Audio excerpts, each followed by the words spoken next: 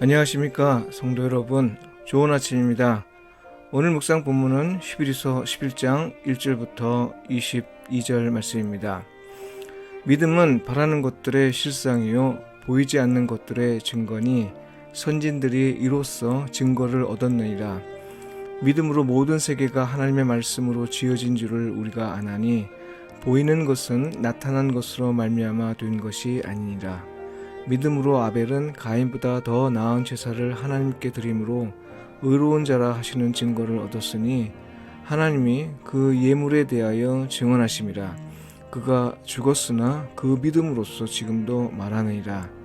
믿음으로 에녹은 죽음을 보지 않고 옮겨졌으니 하나님이 그를 옮기심으로 다시 보이지 아니하였느니라. 그는 옮겨지기 전에 하나님을 기쁘시게 하는 자라 하는 증거를 받았느니라. 믿음이 없이는 하나님을 기쁘시게 하지 못하나니 하나님께 나아가는 자는 반드시 그가 계신 것과 또한 그가 자기를 찾는 자들에게 상 주시는 이심을 믿어야 할지니라.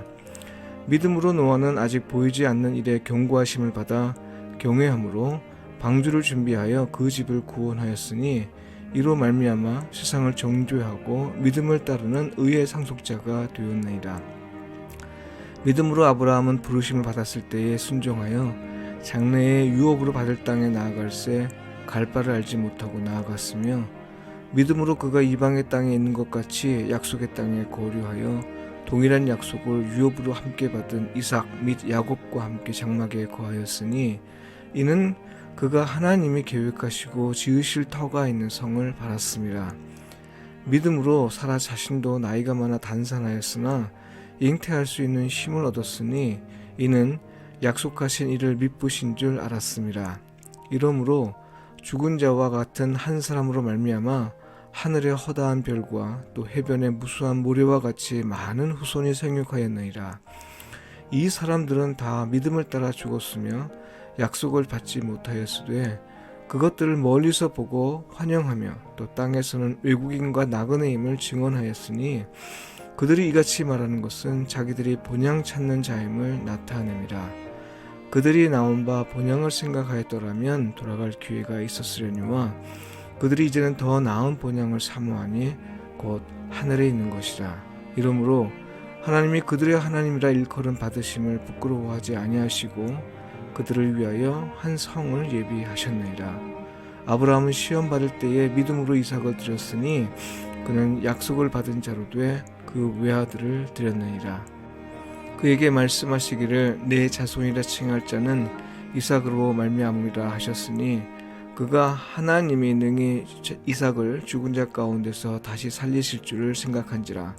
비유컨대 그를 죽은 자 가운데서 도로 받은 것이니라.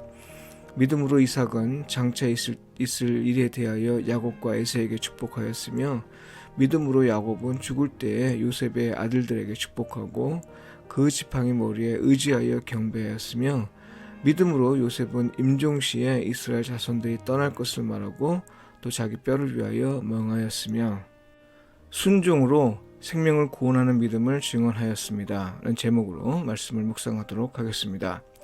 그리스도인은요, 하나님 안에서 특히 그리스도 안에서 정체성을 찾는 사람입니다. 시편 8편의 기자는 이렇게 말했죠.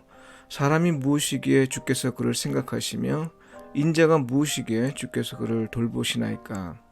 이건 자기 정체성을 찾는 그리스도인에게 매우 모범적인 질문입니다. 이 말은 곧 그리스도인은 하나님과의 관계에서 예수 그리스도 안에서 내가 누구인지를 물어야 한다는 말이죠. 관계적인 존재라고 해서 사람과 환경에 지나치게 의존하며 사는 것이나 나의 나됨을 그런 관계 속에서만 보는 건 그리스도인에게 옳지 않습니다. 가족은 물론이고요. 직장과 사회에서 수많은 사람과 관계를 맺으며 산다 해도 잊지 말아야 할 것이 있습니다. 나의 나됨이나 교회의 교회됨은 오직 하나님 안에서만 찾을 수 있다는 겁니다. 이를 위해 가장 절실한 건 믿음입니다. 믿음은 우리가 수많은 관계에 묻혀 지내면서 내가 누구인지 모르는 상황에서도 하나님과 나와의 관계를 확인하고 하나님 안에서 정체성을 지키도록 합니다. 이건 무엇과 같으냐 하면요, 수많은 군중이 운집해 있는 광장에서 아내 혹은 남편 혹은 자녀들을 찾아내는 것과 같습니다. 이것이 모래밭에서 바늘 찾기만큼 힘든 일이라 생각하지만 가족 관계에서는 실제로 그런 일이 많이 일어납니다. 수많은 관계로 얽히고 설킨 실타래 속에서 하나님 안에서 자기 정체성을 찾는 일은 오직 믿음이 있어야만 가능한 일입니다. 믿음은 수많은 관계 속에 나 자신을 잃지 않게 하는 것이죠. 하나님이 사람을 만드실 때 당신의 형상에 따라 만드셨다고 했지요. 이건 우리가 하나님을 닮았다는 선언입니다. 이게 무엇을 의미하느냐 하면요. 첫째, 치열한 삶의 현장에서도 믿는 사람은 하나님을 인지할 수 있어야 한다는 거고요. 둘째, 나와 관계하는 사람들에게 하나님을 나타내며 살아야 한다 이 말입니다. 사람을 만드시고 매우 좋게 보셨다 했는데요. 이건 하나님이 이걸 기뻐하신다는 겁니다. 그런데 이걸 가능하게 하는 게 바로 믿음입니다. 그래서 믿음이 없이는 하나님을 기쁘시게 할 수 없는 거죠.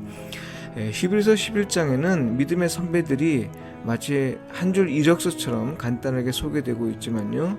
성경을 통해 그들의 삶을 자세히 들여다보면 한 가지 공통적인 모습을 발견합니다. 그건 불안정성으로 가득한 삶에서 오직 하나님만을 철저하게 신뢰한 겁니다.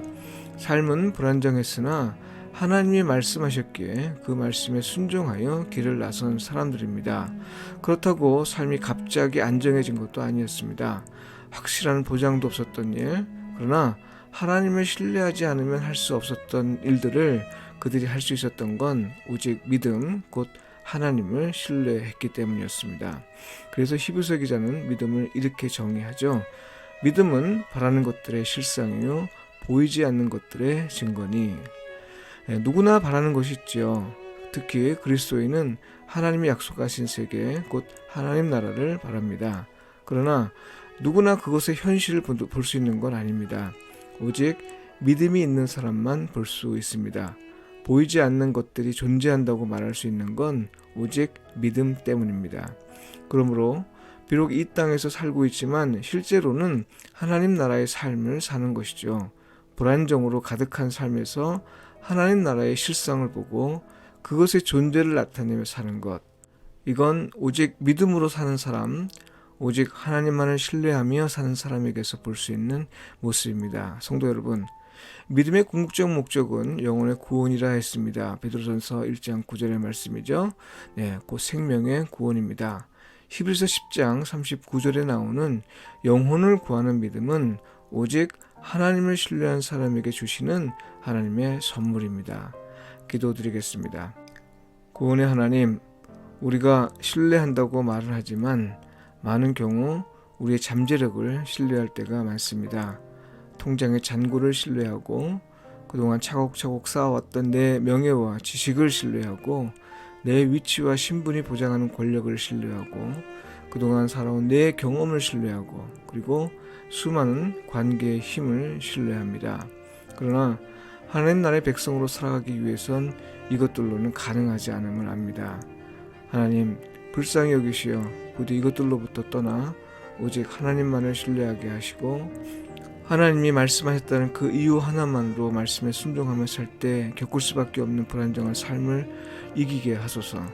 그리하여 영혼을 구원하는 믿음, 생명을 구원하는 믿음으로 살게 하소서.